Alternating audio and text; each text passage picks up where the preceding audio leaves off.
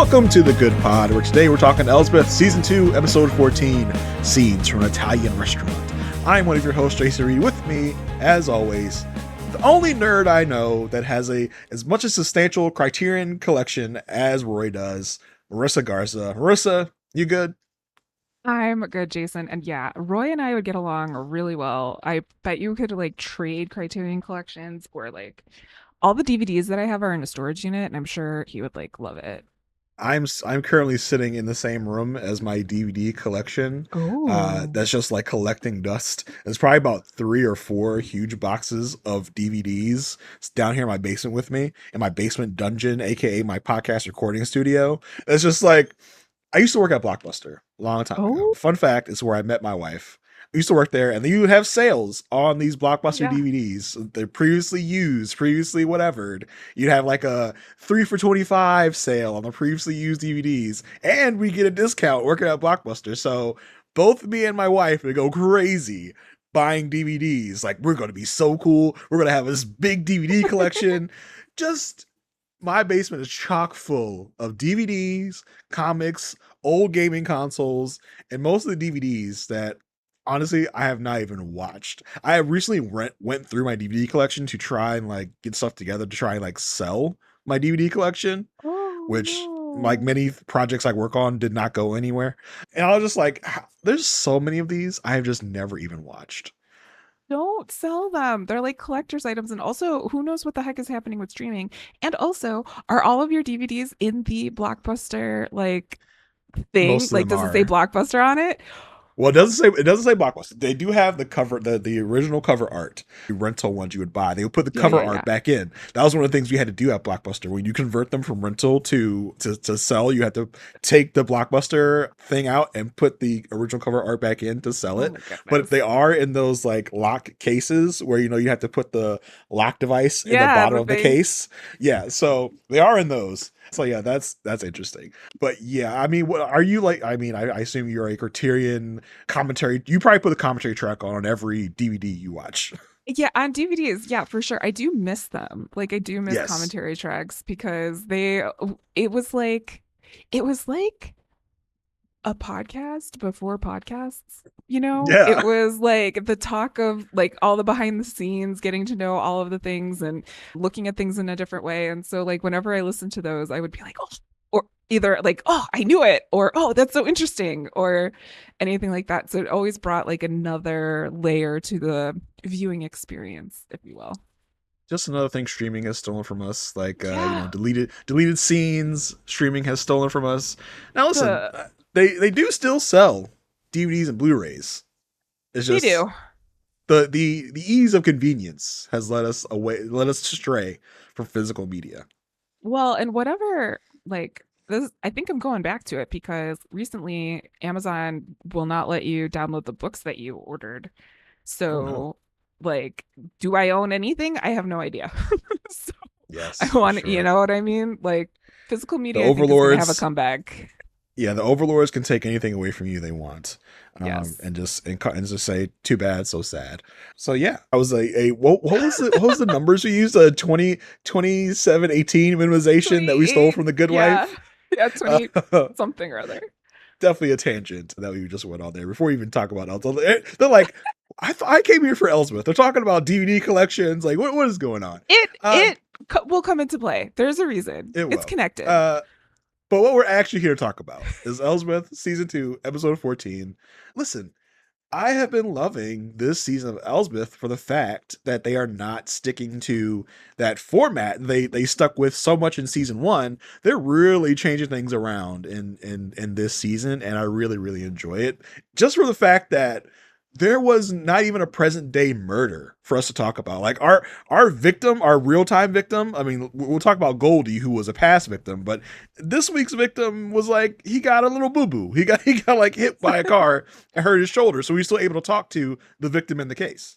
Yeah, it was one of the times Elsbeth could actually interview the victim in the case and Yeah, learn some things. And I also loved how this week like because it was an older crime, it really, brought the history of not only some of our detectives, but the department into play as well. And so they Yeah. used it for all they could to move some things forward.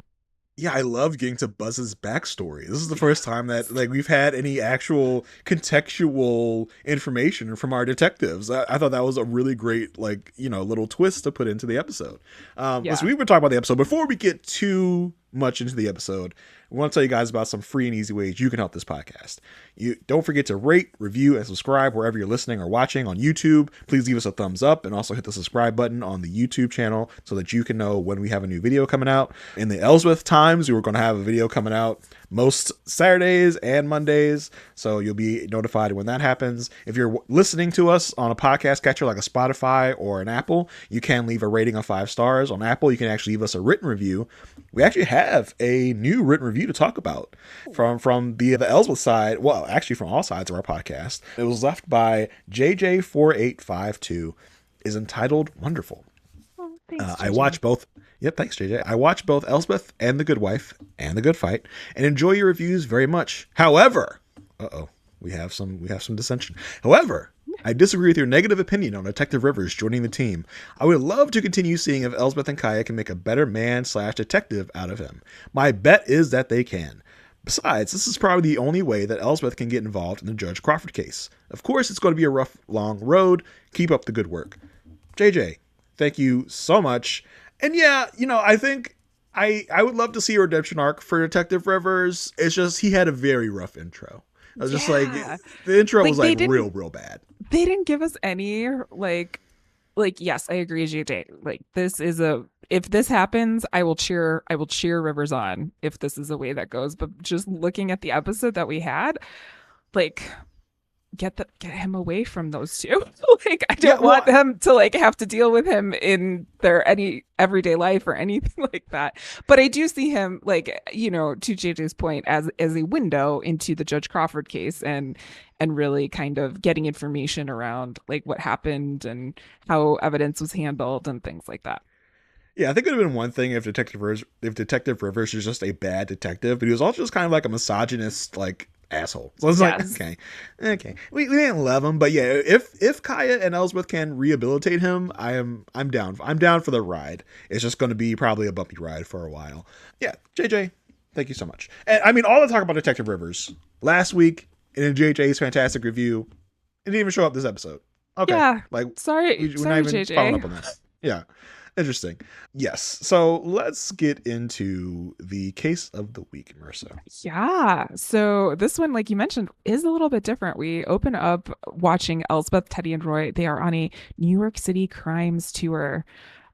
They're This seems like going. a perfect nerd thing for you to do. Have you ever done anything like Oh, like you this? wouldn't go either, Jason.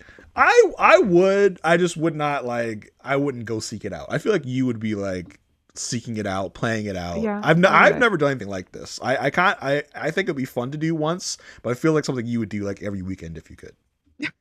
I do love a good tour. I also was like a museum docent and gave tours. So tours, I love tours. But anywho, on You are a this museum. tour, What? docent. docent? What is That's that? what the tour guides are called at a museum. They're called A docents. docent. Oh Yeah, my and the God. people I who thought come they to were a just called a museum are museum called guide. patrons. I thought they're No. just a guide, a museum guide. Docent. You were a docent. So you led groups around and was like, this is this, Yeah. and this is I this. walked backwards and talked at the same time. Oh, that's a skill. That is a skill. Yes. It's what I did in college at the museum on campus. It was my work Oh study my job. gosh. That is so cool. I'm gonna need to come to Chicago and make you tour me around some Oh, stuff so I can watch this in action. I do. I am a good tour person. I love it. I give you Tour tours of TV docent. shows every week. Very true. A tour docent. Yes, you are a tour guide of these shows we do. And here you'll find where Elsbeth and Teddy and Roy went on a tour. They went on a tour, and this tour was led by someone recognizable to me, Murray Hill. I have admired Murray Hill from somebody somewhere on HBO. This is a 3-season show. Unfortunately, it's only 3 seasons, but it is, you can think of it as like Midwest Schitt's Creek, and Murray Hill plays a agriculture professor. and Mm. knows all about farms. And his character's name is Freddie Rococo. So it's like, it's so good. But Murray's doing a great job being a tour guide here. And we also learn that Elsbeth and Roy are getting pretty close. There's a nickname. Roy calls Elsbeth E.T. Jason, what does E.T. stand for? Okay, Marissa, call me out from our pre-podcast discussion. So we came on, and I was like, "Yeah, why? Why was there a thing ET?" And Marissa's like, "Really? Like Elizabeth Tassioni?" I was like, Elsbeth. "Oh, I get it. We all Gotcha, have our days. ET." It's Yeah, okay. I definitely brain farted at that moment. I was like, "So they both like the movie ET?" And it's like, "No, her name's also Tassioni." It's like, "Oh." I get it now. I But understand. then Elsbeth was like, but we do have a lot in common. Like her and E.T. There was like Yeah, and then they did the the the finger E.T. thing. phone Zzz. home. Yeah. Yeah. Yeah. So Roy and Elsbeth are getting along. They make a stop at Pupetta's, the Italian restaurant where it was like the scene of a crime that was documented in a movie called City on a Knife's Edge. And so they go in, and this is like, you know, you're there, you're going to hear the story, you're going to eat some food. So Murray Hill is like really setting the scene here. And I just love how he introduces, like, do you remember where you were in 1998? Clinton was just involved with that, like, Monica thing. And then Mhm. also Brittany was like doing this. Yeah. And the city was on a knife's edge, and talks about how there was this crime there having to do with between Goldie and Eddie Nova, and Eddie Nova shot and killed Goldie, and also used a corkscrew Hmm. and put it in his chest. And this was something that was going to start a mafia war. And at the same time, Jean, our little waiter Jean, was out in the hallway and saw the whole thing happen. So this is like the setup for the crime we end up talking about. What did you think of this, Jason, when it started unfolding on the screen? I thought it was a great way that they represented it, because they were flashing back to the actual crime in 1998 and how I was like, is this 1998 or is this 1989? I was like, because it It looked did. very old, right? Because the way Goldie was like dressed and like look how he looked, like, kind of looked like 70s or 80s to me. So I was like, maybe he just was not a man of the times in 1998. 1998, where was I in 1998? I was 13 years old, and where was I? I was like about to hit high school, I guess. Where were you in 1998, Marissa? I was a sophomore or junior, depending on the season of high school. Yeah, Yeah. interesting. So yeah, I was also obsessed with Britney Spears "Hit Me Baby One More Time" for very different reasons, probably than Marissa was. It was a cultural touchdown, and I was like, and the Clinton stuff, I was like, what happened to the blue dress? What's going on with the blue dress? Mom was like, don't worry about it. Don't look I any more just into it. remember like watching SNL and being like, that is how I learned what happened. Like my parents wouldn't talk about it, but then it was like SNL is like telling me what happened. Because SNL at that time was golden age of SNL. Oh, but everyone says a different golden age. Is there probably when they were 13, 14, Yeah. 15 was the golden Yeah. age of SNL. Right now, someone's golden age of SNL is right now, like, which is This kind is of sad to true. think about. Thinking This about is where true. SNL's gone. Anyway, another minimization tangent we can't get into. But yeah, I thought the representation of the old crime was very well done, and then of course Elsbeth with her how Elsbeth's mind goes just Yeah. can't. She has to think about everything in her Elsbeth way. Yeah, she definitely can see things in her mind's eye. Like she Uh-huh. can definitely see what's going on. 'Cause she has all these questions. She's like, this doesn't add up, like the way that they were shot. And why would somebody shoot him using Eddie's signature pop to the chest or whatever? And then doesn't this feel messy and like not planned? If this was supposed to be a planned hit on someone, wouldn't it be a little bit cleaner? And Pupetta, aka Alyssa Milano. Alyssa Milano. Oh my gosh. Listen, as a TV Land Nick at Night Yeah. kid, I loved Alyssa Milano. Who's the boss? Angela. Angela. Loved her. Loved Alyssa Milano on that. Also, star of Charmed, I think, are probably her two biggest credits, I would think. She also started being like an activist on like Capitol Hill at one point. Like she was really involved Oh yeah, in like doing all that kind of stuff. But yeah, talk about where were you in 1998? I mean, Alyssa Milano was in 1998. Like we knew yeah, of her. She was around. for sure.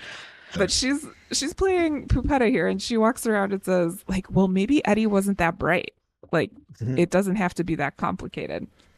And Elsbeth is like, "Oh, you over there. You look just like the waiter guy who saw this crime. I need to talk to you about this stuff." And his name is Gene, and Gene is played by Adam Ferrara, who, you know, is not like a household name, but he's definitely recognizable. Like I remember from Nurse Jackie. He was also on Rescue Me with Dennis Leary back in the day. yeah, So yeah, he's not someone that's instantly recognizable, but he's definitely someone that's like, oh yeah, that guy. Definitely know that guy from somewhere. He's got this like this New York accent that's very like recognizable. But yeah, I felt it was interesting because it's two people that are like, it's not just Alyssa Milano is like the main guest star of like, yeah. we know her. But Adam Ferrara is also someone. So I thought it was interesting to include him. Yeah, he's Yeah, known. He's definitely known. yeah. And Elsbeth starts to talk to Gene, and Gene is like, "What are you, like another like film producer, a podcaster? We've had enough of those around here." Why you guys say podcast with such a negative connotation, you know, Gene? I Yeah, take Gene. offense.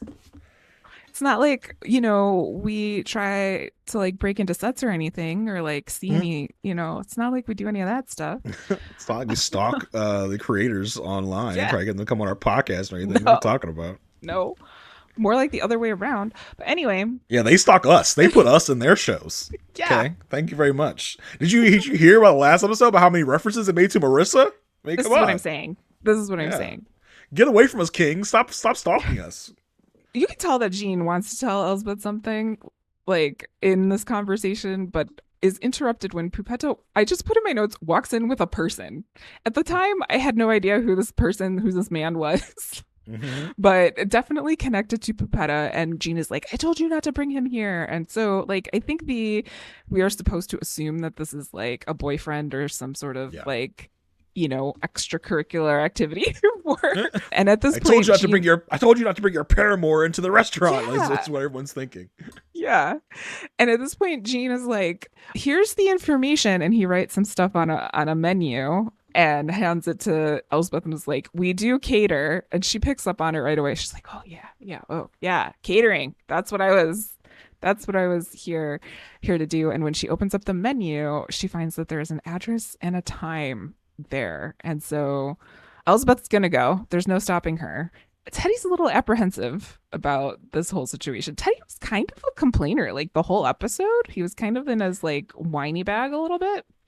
Hey, it's a little bit of a nudge of like can you like just be cool for a second? Like Elsbeth and Roy are like geeking out and he's like, "Oh, I don't think we should do this." Like, shut up, Teddy.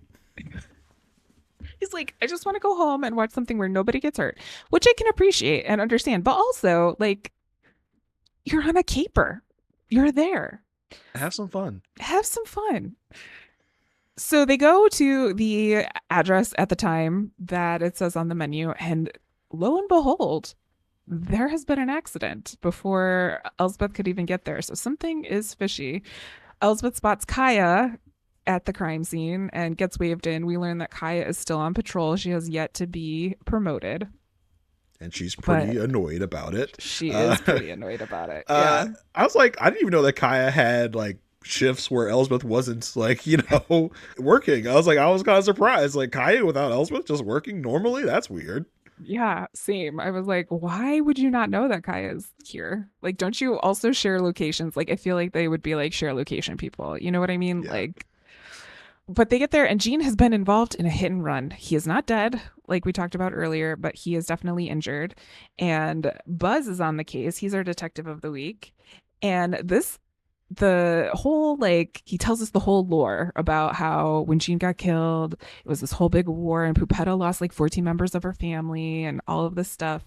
But this was his first case when he was on the force. So it's bringing him back. It's bringing Pupetta back because Pupetta arrives and she's like just so dramatic. She's like, "Oh my god, Jean, it's your boobs.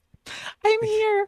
Oh my gosh. Oh yeah, Detective Fleming. I know you. Oh my, I'm gonna be sad." Oh, I She's love the quite the over. I love the actress. over. Yeah, I love the overacting of like the almost the like. It's not overacting in the sense of like, oh my god, Alyssa Milano was really screwing this up. It's like intentional overacting to Yes. make it like that much more fun and much more interesting in that way. Yeah, like she shows up like shortly after the accident happens. She has a Bible in her hand. Yeah, she's ready to give last rites and Yeah, at she's that moment because she's just ready to sure that go. she's walking in on her husband's death. She's just positive about that. Yeah, so things are looking a little suspicious. Back at the station, Wagner and Lieutenant Connor are having a discussion about promoting Kaya. Like, of course, Lieutenant Connor is going to make sure that all the boxes are checked. She's got the Mm. credits, she's got the references. She's been working on callback Ashton Hayes' plea deal. So we see, I love how that they reminded us who this was because Yeah, I would not have remembered in any like way, shape, or here's form. here is a picture of Ashton Hayes, aka Keegan Michael Key, from the season 1 episode where we arrested him for being a bad accountant guy. I was like, oh, they're pulling in some old stuff. I love this. This is so cool. Yeah. So they're like, okay, if we're going to promote Kaya, we're going to have to find a new uniformed officer to hang around with Elsbeth so that she doesn't go rogue or anything. I said, wait, why? What? Like, this makes no sense Okay. as a story. No, I agree. I don't know why they can't keep like hanging around, but is this where Rivers comes in? Is this like, is Rivers assigned to or Elsbeth assigned to Rivers? But Rivers is a detective and not a But do you uniformed think officer. Rivers could get? Do you think Rivers could get like demoted to an officer because he's Maybe. such a crap detective? And now it's Elsbeth and Rivers, and they have to learn how to work together. And Kaya comes in as the detective every once in a while. But I just don't think this is like logical Oh, because no. Elsbeth works with detectives all the time. Why can't she just work with Kaya as a detective? Like that Yeah, why makes can't Kaya?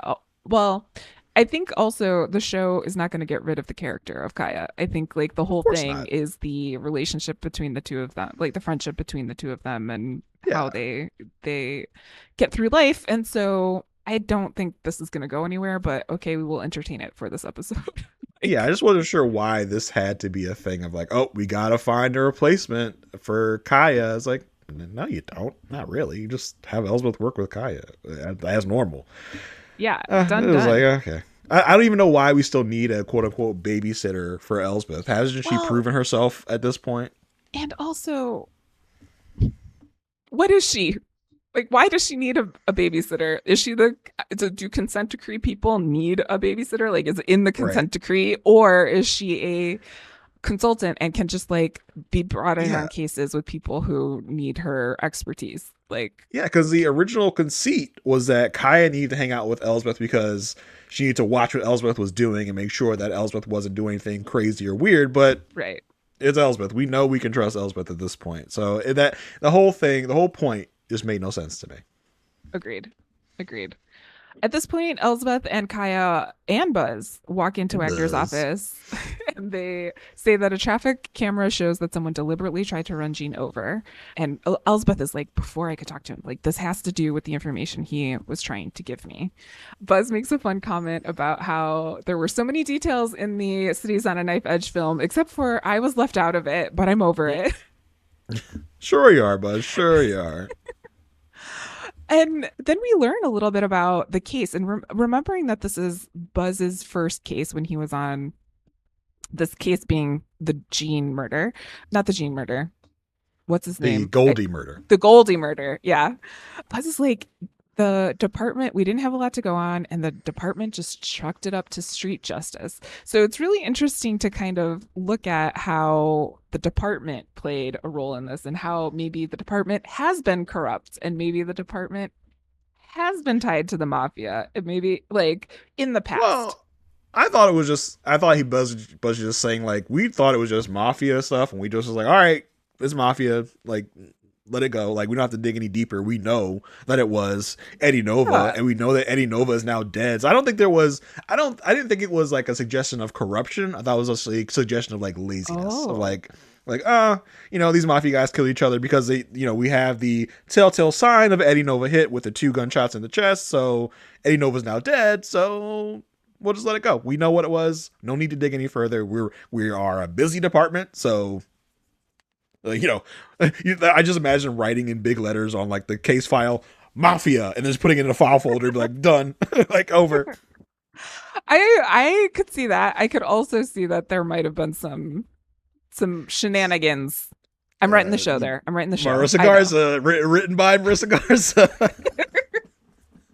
One of these days, I will get a screen credit. One of these days, you can do it. I encourage you to do that. You have written some great storylines for this show that are better than storylines they've written. So I think you should do it. I think you should pursue that. Thank you. In support of that, written by Marissa Garza. That would be really fun. Maybe I will try something. Okay, so send the in evidence. Send in a spec script. I'm all for it. I will edit your spec script. I will look at the spec script, and I will put my stamp of approval for you to send it into the Kings. Listen, like, Kings, you've been stalking us. Like, give us something. We'll give you a script. Something. Maybe you'll leave us alone if you give you a script. I mean, you just keep talking about us and keep putting us in your shows.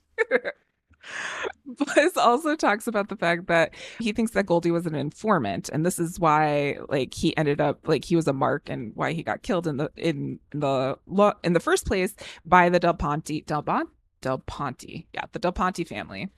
And Wagner's like, okay, this is a lot of great background information, but we are here to talk about what happened to Jean. Mm-hmm. In today's time, because Buzz is ready to retry that old case. He's like, yes, this is the perfect end for me to get back to my white whale of a case for me to try and solve. Wagner's like, whoa, hey, we just need to figure out why Jean was was trying to be run over, and that's all we're trying to figure out. I do think it's interesting that they're still having Elsbeth on the case, because I mean, Ellsworth is typically like, this department is typically homicide, like, right? This technically is just a hit and run case. This probably should be like shuttled to another department, but like, for whatever reason, we're still running with this.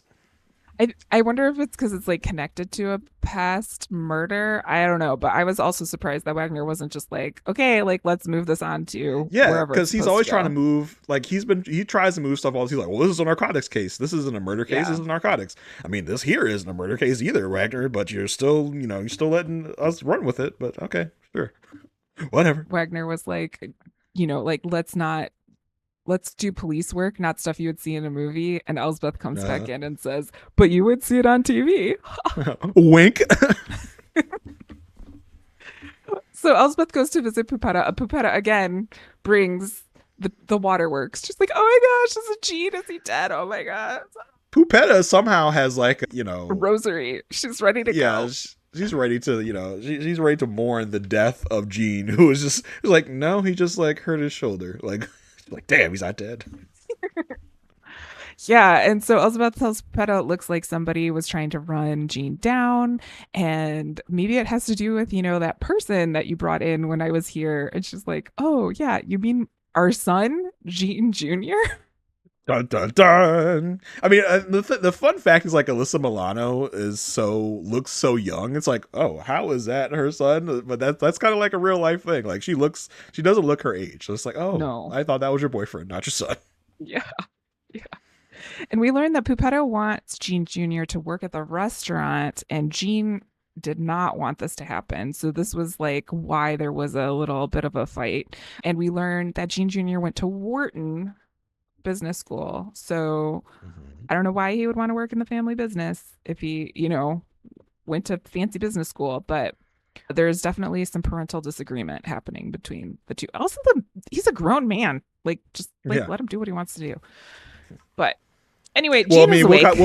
We'll find out why this was an issue later. We will find out why. Yeah. Tuck that in your back pockets, listeners. Jean is awake. It is time to go visit him in the hospital. So Pupetta and Jean Jr. go in, talk. Pupetta whispers in his ear something.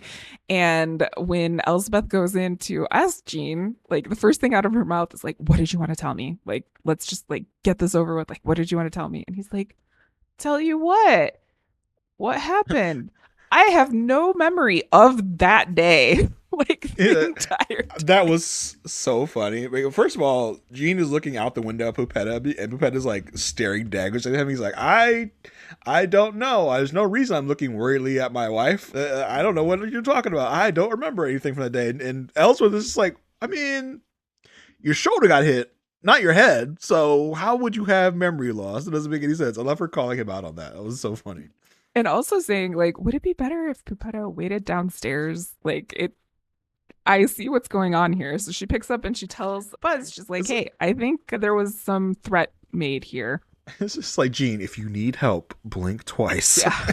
Kaya at the station, Kaya's been doing her own work. She brought in the driver who just like turned himself in and confessed. Mm-hmm. Pretty easy peasy. He apparently was drunk for 3 days, lost control of the car, and was happy nobody died. And this is a man who has a clean record except for a bar fight at the Iron Horse when he was a kid. And this gets Buzz. He's like, oh my God, Iron Horse. What is this? So he had his old files come up. And I loved seeing this because he had like he was like Elsbeth at this time. Yeah. Like, he had all of this evidence, all of this stuff. And it says so much to me, like what that's like Buzz when he just started working, right? Like, he has all of this energy, Yes. he has all of this stuff, and then the first time we see Buzz, he's like, everything is just about sex or money, that's it. Yeah. And so Yeah. he has been worn down by a system, he has been, all of this stuff, and it was so cool that they brought this little fact in about his character. Yeah, it was cool to see Buzz with passion, right? Because this is the Yeah. first, like you said, he was very like, he was one of those cliched. I'm 3 months away from retirement. I don't give a crap about nothing. Like, I already know how cases are. It's either sex or money. And to see his face brighten and his eyes light up about a case again, was a really great twist for the character. And I hope we get more of this, right? Because all of our rotating cast of detectives have just been kind of one note. We're doubting of Elsbeth. Elsbeth is better at our job than we are. But to see Buzz actually have backstory and to hear about his life as a rookie or whatever was very, very cool. It was very fun to have that little sidetrack into Buzz's life. Agreed. He had everything. And he found out that in his files, he had noted that this driver guy had been arrested the night that Goldie was shot and used to take the fall in this situation. So this is the fall guy. And everyone's like, weren't the DePonte family like completely wiped out? And Elspeth is like, are you forgetting about the one person we just talked to? Pupetta here? There's still one around. At least one. And they take a look at the photos from Goldie when he was found dead, and there were scratches on his face and on his chest and everything. And so Elsbeth is thinking, Pupetta is the link between this, and we got to figure out what these scratches are all about. Yeah, they showed a younger picture of Pupetta, and I was like, why did they just use a younger picture of Alyssa Milano? Yes, but then we'll find out. We'll kind of find out later why. But it's like, I wish they would have just put up a picture of Alyssa Milano, because she looks almost the same. So I thought it would have been funny to put up an old Alyssa Milano pic. Yes.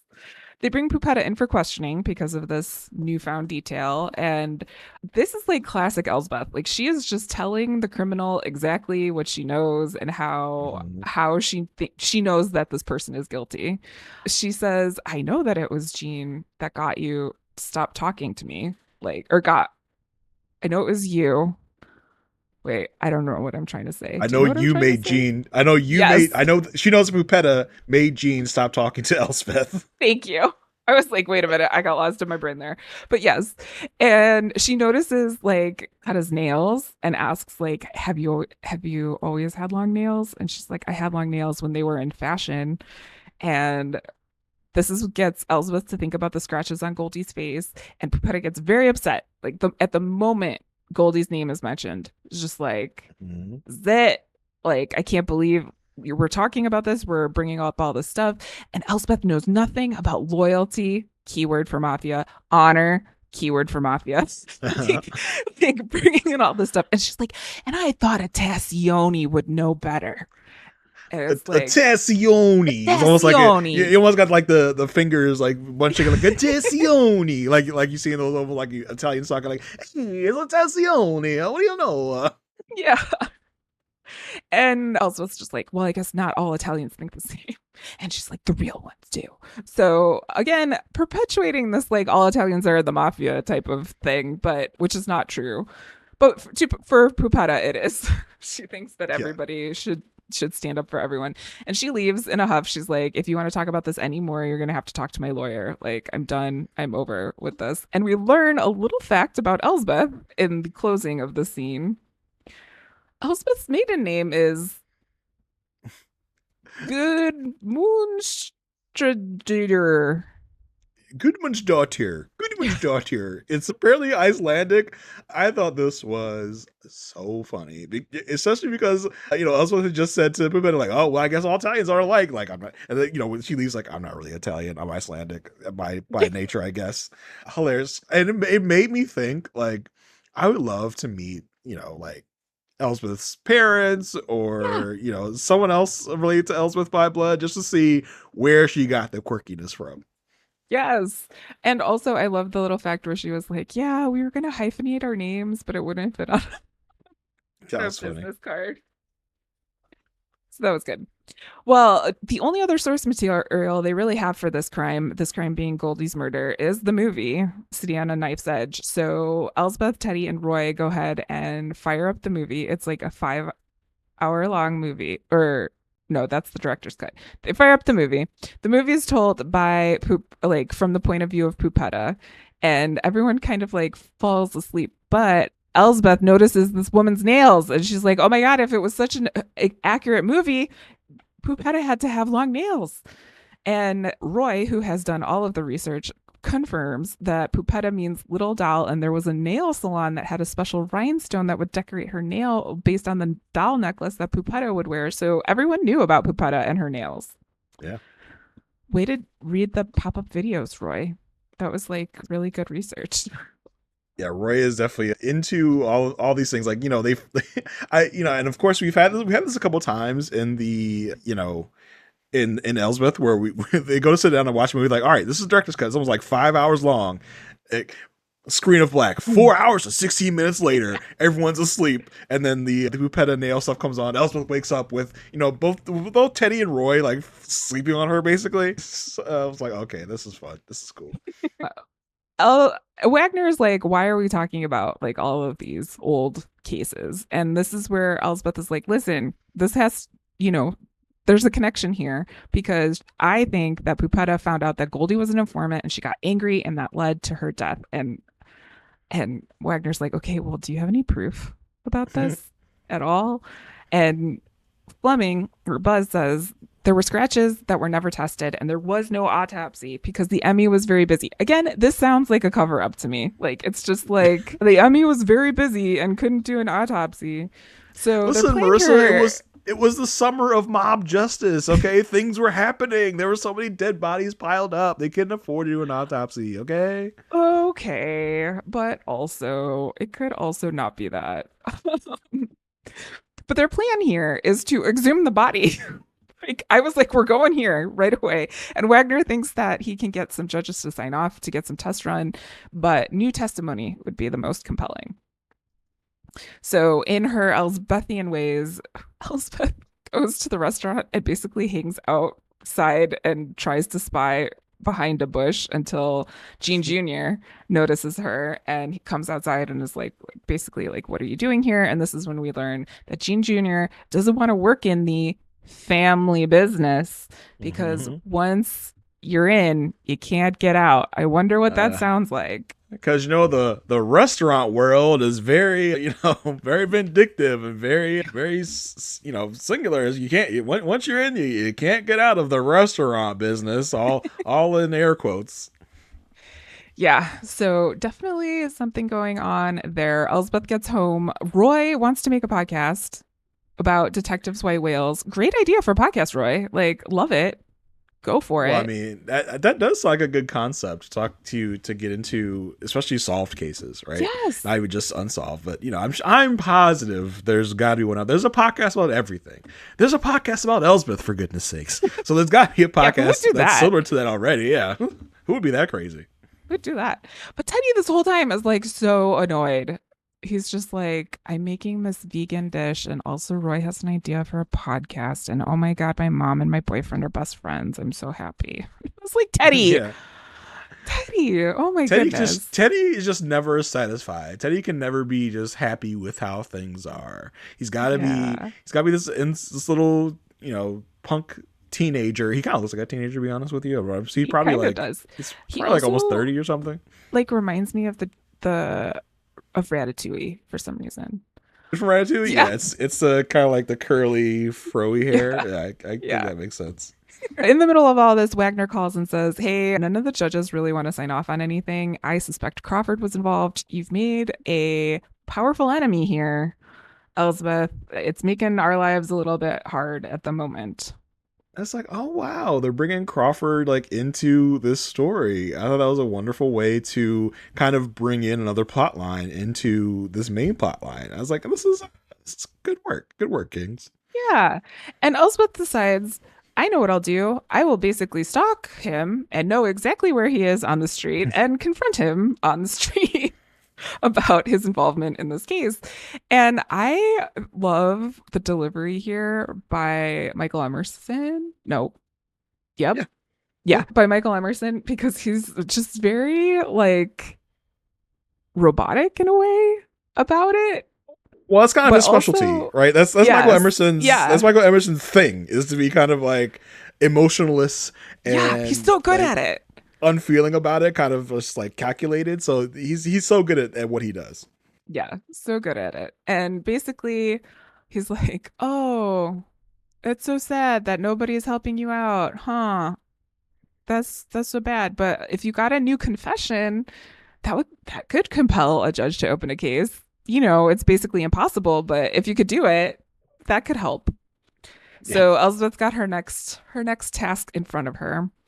Meanwhile, Pupetta, speaking of stalking, is talking to Teddy on the street. And this is when we see Teddy happy. Teddy's like so happy at this moment. He's like, "Oh my gosh, you know everything about me. That's not weird or like concerning at all. Like, I totally believe that my mom would tell you all of these details about all of this stuff." Yeah, like Pupetta's basically threatening both of Elsbeth's kids because Teddy's got Gonzo in his arms. Yes. It's like, it's like, oh, be ashamed if something bad happened to your family, huh? Yes, like you stay away from my family, I'll stay away from yours. And this gets like Elsbeth is freaked at this moment. Hmm. She's like, Wagner saying, "Hey, the courts are against us, and Jean won't talk, so we're gonna have to close down the case." And Elspeth is like, "Yeah, let's do that. That sounds Yep, like a good idea." let's shut it down. Good plan. Mm. Kaya to the rescue though here because she comes in because she's been working on Ashton Hayes' appeal and found out that he did the books for an LLC that had the same address as Pupetta's restaurant. So not only what we're supposed to like assume here is that Ashton Hayes did Pupetta's books, Yeah. and because Ashton Hayes is in jail, they need somebody new to do the books, and who better than Gene Jr., who went to Wharton and majored in forensic accounting. Yeah, and I kind of love how Elsbeth is trying to contain herself because she doesn't want the case to go ahead because, Pupetta's like lightly threatening her family, but she can't help it. She jumps up and is like, "What about, we look at the Instagram and we look at these Gene Jr.'s Instagrams." Like she just can't help herself. Yeah. Yeah. It's just, and Gene Jr.'s Instagram looks exactly like Goldie. Like they look exactly the same. And so the idea here, or the thought here, is that maybe Gene isn't really Gene Jr.'s dad Yeah, because it could I have love how been Goldie. I love how Elsbeth is like, "What does No Shave November mean?" And they have to like, explain it to her because that's the only way they were able to see that Gene Jr. when he grows out his hair looks like a spitting image of Goldie. So I listen. This was kind of like a twist I did not see coming. So I was like, "Oh wow, I like when this show can really kind of surprise me with some twists and turns in here." Yeah, I liked it also because I'm pretty sure it was the same actor who played both Goldie and Gene Jr., but I could not tell like until they put the picture like next to each other. I'm pretty sure it was the same person. I don't know about Look all it up. that. Look it up. I- I'll try. I'm pretty sure. But I think it was You, like a play on Us too. You know what I mean? yeah, I love that they were able to like give us a swerve there in the middle Yes. of the episode. Yes. So the idea was that Gene was targeted as an informant because he kept going to this motel, but like maybe he was going to the motel to meet Pupetta, like Yeah, maybe a little something something. a little, a little, ooga, ooga, ooga. So Gene or Elsbeth is like, okay, we have to get this new confession. I'm gonna go visit Gene at the hospital while he gets his stitches out, and tells Gene basically like, hey, I know you did this for your son. Like, I know this is everything a good dad would do, and I also know that he's like not technically your biological son. And he says, I agreed to marry her and raise the baby if she quit the business. And Elsbeth tells Jean, like, hey, if we got like a fake confession or something, because I remember this one time where this happened and it worked That out in our favor, where there was a fake confession and then the judge like opened up new evidence and we were able to prove that it wasn't this person who'd had the fake confession, and just trying to get Jean to do the same thing. it really surprised me that Elsbeth was kind of suggesting this. Like, hey, let's lie and give this false confession.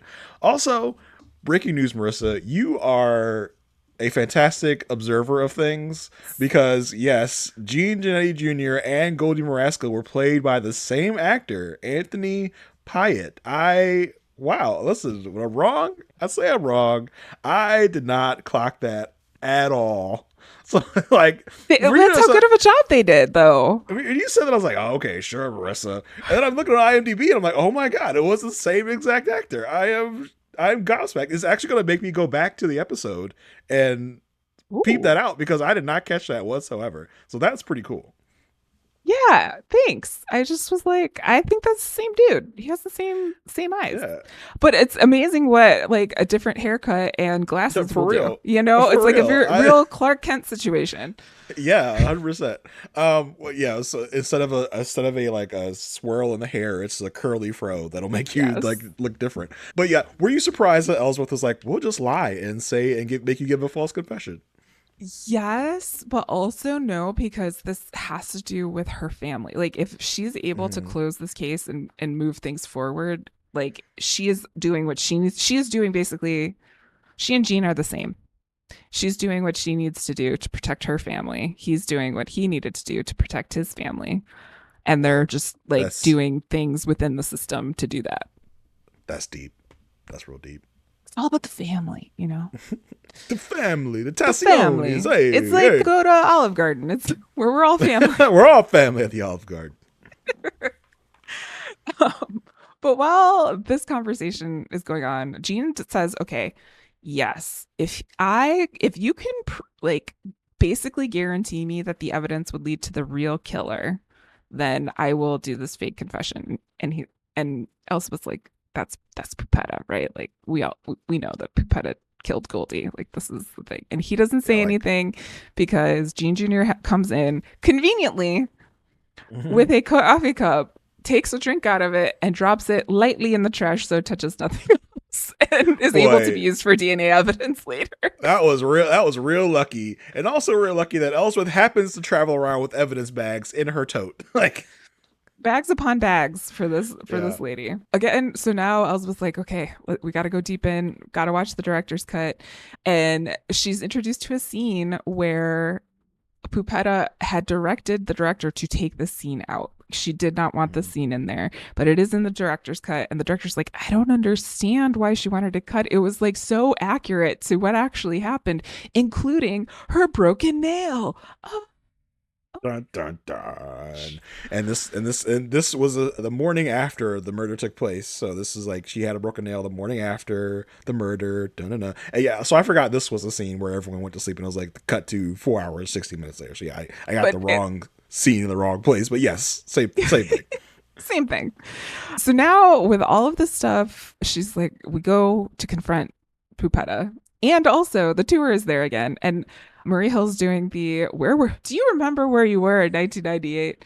Viagra had just been, it was like 1998 apparently was a very like important year for us. Elsbeth comes in and like reenacts the whole thing in like if you it's Elsbeth overacting, and then we Yeah. had like to counter Pupetta's overacting earlier. She's basically says like Pupetta came in and was like, "Hey Goldie, this is your baby. I'm pregnant with your baby, and if you don't do the right thing, my dad's gonna be so mad at you." And Jean is like, or Goldie is like, "It could have been anyone. You basically like, you're Pupetta. We know what you do. All of the stuff." And then Pupetta ends up killing Goldie, and Jean saw the whole thing. And within 2 seconds later, Pupetta is like, "No, not basically like, no, Jean. It was Jean. It was Jean who did it. He's the one who murdered Goldie. He's the one who started the war." And that's when Buzz comes in and says, "Actually, like, we found this nail embedded in Goldie's body." And it Hmm. just so happens to have the rhinestone of a doll that matches the necklace that you're currently wearing.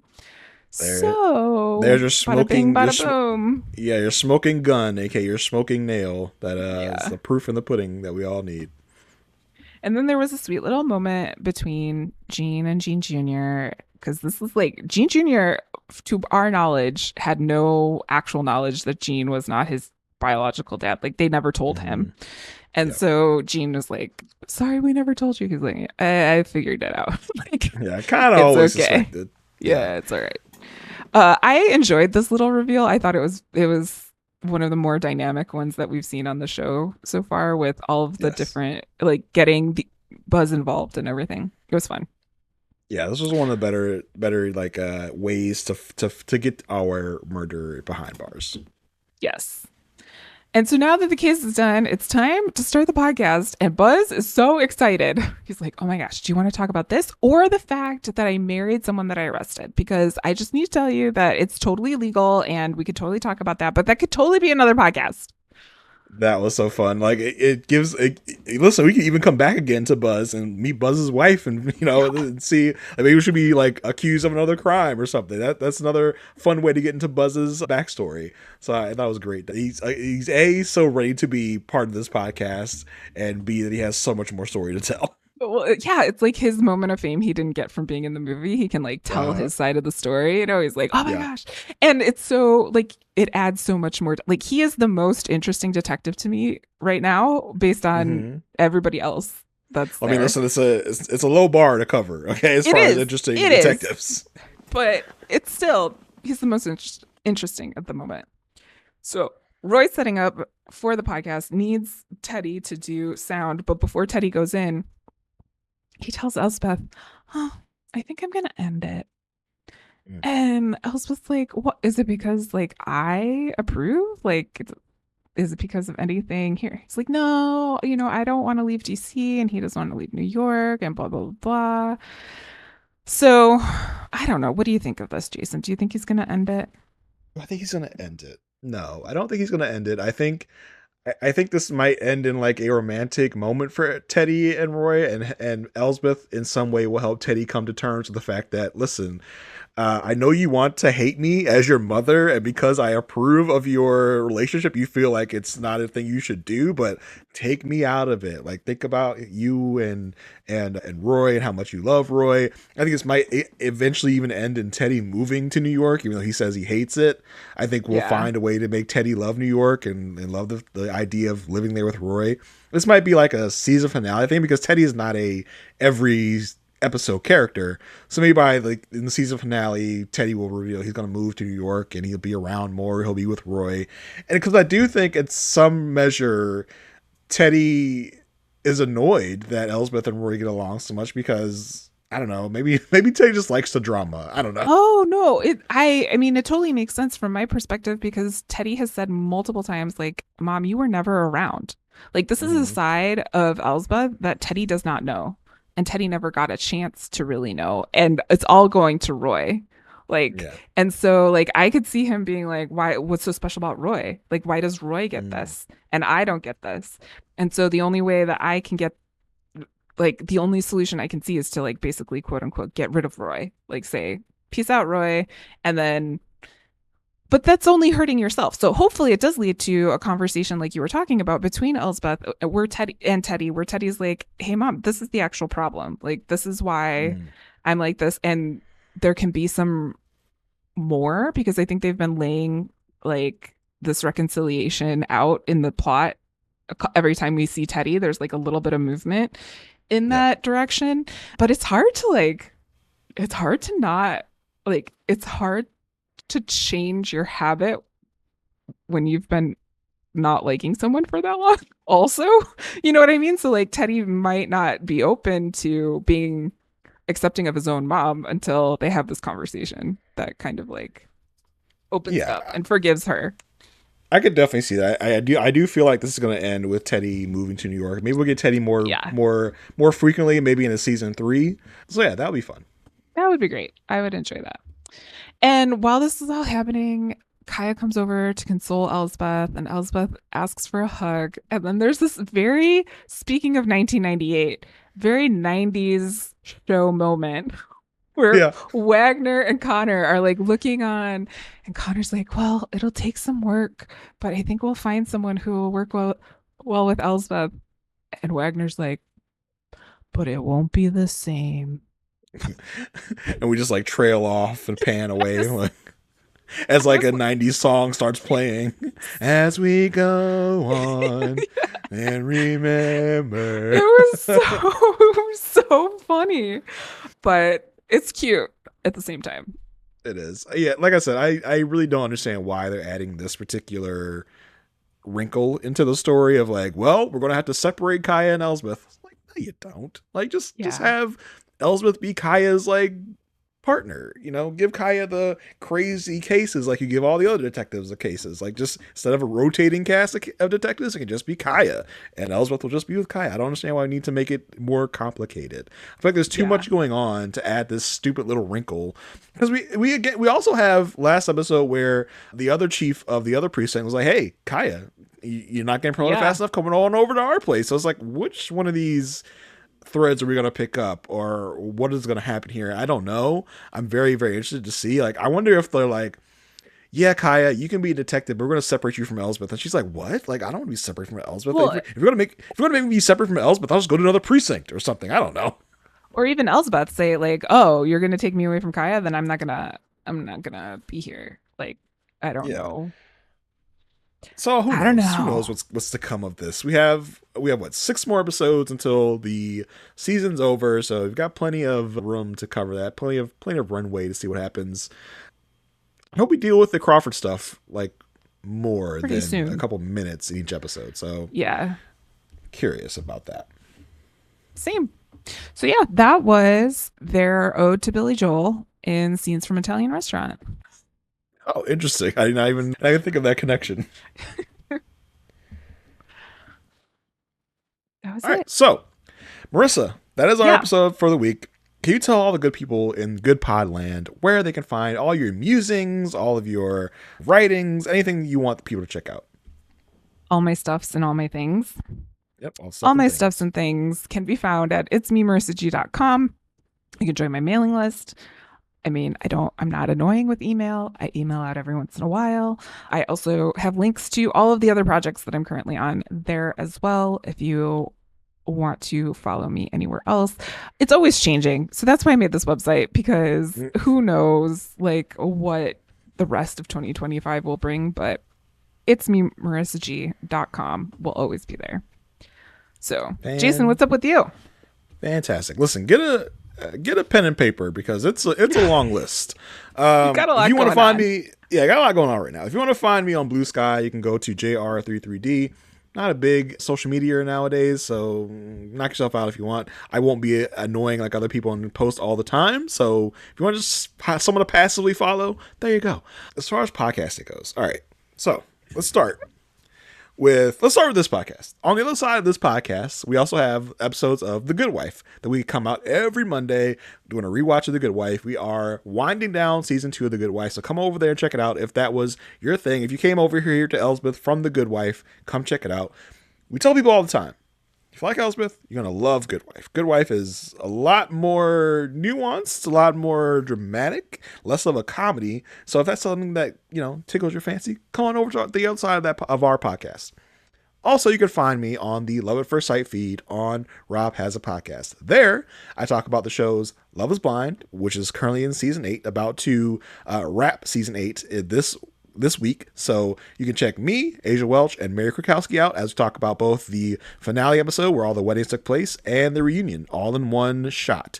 So you can check that out coming up. Also on that feed, I talk about the show Married at First Sight with Asia Welch and sometimes Mari Forth as we talk about the 18th season of that show. That also is going to be wrapping up in a few weeks. This season for Married at First Sight has been drama filled. So come and check that out if you want to get coverage on that show. I'll also guest starred on a podcast called Crime Scene. That's Crime, SEEN, with Mari Forth and Sarah Carradine. They talk about true crime documentaries and things like that. I took on Burden of Guilt with them.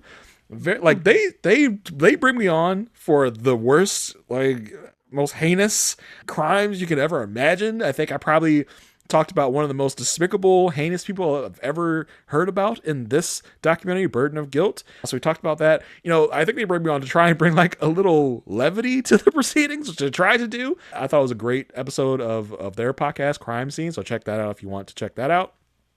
You can also hear me over on the We Know Scripted TV feed of Rob Has a Podcast, where I talked with Sasha Joseph. We're going to be talking about the show Daredevil Born Again every week as that show comes out. So if that also is something you're into, check that out as well. And I think I have exhausted the whole list. I'm probably going to finish and be like, oh, I forgot this one. But yeah, that's where you can find me. As you can tell, a variety of things I cover. So if any of that hits you in a certain way, come on over. Let me know if you listened, some of your thoughts about it, and that's about it. Marissa, there's nothing else. Yeah. No, I was just going to say that's like a tour of podcasting. For sure. Yeah. It's like a guided tour of all these different shows. Over here, you'll see Daredevil Born Again. Yeah. So that's it for this week, folks. Until next time, stay good.